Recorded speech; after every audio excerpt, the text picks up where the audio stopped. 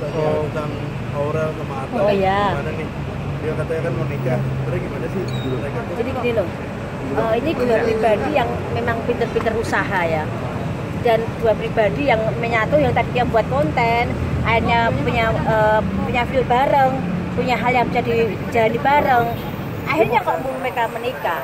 Banyak tantangan dari seorang Atta yang harus dihadapi seorang Aurel, karena nanti akan ada beberapa pihak yang ganggu hubungan mereka, seperti wanita, seperti dalam nanti berumah tangga ataupun berjalan bareng sebagai pasangan. Itu ada beberapa pihak yang berusaha untuk mengganggu Atta. Di sini faktor kesabaran dan kesetiaan Aurel dituntut seperti itu. Dia berarti dua-duanya serius ya untuk menjalani hubungan. Kalau serius, tapi kan mereka sedang menjajaki.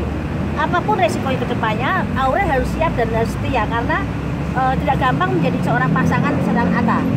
Yang ibaratnya anak muda, sama-sama anak muda yang rezekinya bagus, punya banyak kreasi, punya banyak hal yang bisa dibanggakan. Tapi satu, tetap menghormati orang tua, tetap minta saran atau nasihat atau restu ke orang tuanya. Walaupun bagaimanapun ada konflik, seorang Aurel harus tetap dan Atta juga tetap menghargai orang tua mereka masing-masing dan menghargai Krisdayanti. Kalau mereka menikah nih Mbak Yu, seperti apa nih hubungan mereka, akan langgeng kah? Ya, tadi kok langgeng panjang, tapi masalahnya ada beberapa pihak yang memang berusaha mengganggu. Pihak ketiga, terutama yang wanita yang ada di dalam rumah tangga nanti ke depannya mereka. Jadi di sini Aurel harus benar-benar yang setia. Tapi kalau di hubungannya sekarang akankah ada batu-batu kerikil? Namanya hubungan pasti ada kerikil, itu pasti namanya hubungan. Ya kedepannya kan pasti banyak konflik, yang dua pribadi yang disatukan pasti ada konflik. Tinggal nanggulangi ego atau jalan ataupun kita bisa ngalah, itu aja. Dan jelas karakternya Aurel sudah banyak mengalah dan berusaha turun. Sekarang Attanya yang berusaha untuk bagaimana bisa merangkul dan egonya bisa diredam. Berarti Mbak Yu melihat mereka bisa bersatu ya? Bisa bersatu, tapi harus ada yang ngalah. Kalau enggak bubar. Soal izin orang tua mungkin mereka semua didapat restu dari keluarga masing-masing. Restu bisa ada, tapi komunikasi dengan KD harus dijalin. Bagaimanapun seorang KD salah benarnya sebagai seorang anak harus tetap meminta maaf ataupun komunikasi dengan seorang KD itu wajib. Karena anak perempuan itu akan lebih dekat ke depannya. Sebaik-baiknya dengan Asanti tetap harus menjalin hubungan komunikasi dengan KD itu sebagai ibu kandungnya. Tapi sebagai ikatan keluarga, mereka sebenarnya benar-benar bermasalah apa nggak sih? KD dan Aurel dan Azriel? Namanya konflik kan dari dulu mungkin pada tahu semua ada konflik kan sebenarnya mereka itu. Ada tekanan, ada perasaan yang sakit, ada perasaan yang tidak nyaman di masa lalu mereka. Di mana mereka ada melihat satu hal yang tidak nyaman di benak mereka.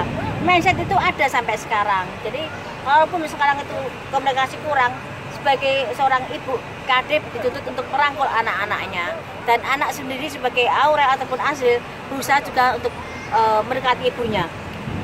Ada batas di tengah-tengah, tapi bagaimana Krisdayanti bisa merangkul anaknya itu tanggung jawab Krisdayanti sebagai seorang ibu. Tapi sebagai seorang anak, dia berusaha untuk komunikasi dengan ibu itu wajib, karena restu orang tua itu tetap ada, harus ada, karena tidak menggampangkan juga untuk kedepannya biar baik-baik semuanya, biar tidak ada halangan yang besar, karena bagaimanapun Raul Lemos juga harus tenang, harus ikhlas untuk bisa mendekatkan KD dengan Aurel, dengan Azriel. Tapi sebagai orang tua mereka harus bisa meredakan emosi atau egonya masing-masing. Mbak Yu, ini kan bukan yang pertama yang mereka konflik. Ya. Jadi seolah-olah kayak bom waktu. Ada masanya klimaksnya gitu nanti. Coba lihat di Terawangan saya 2017, saya berawang Mbak.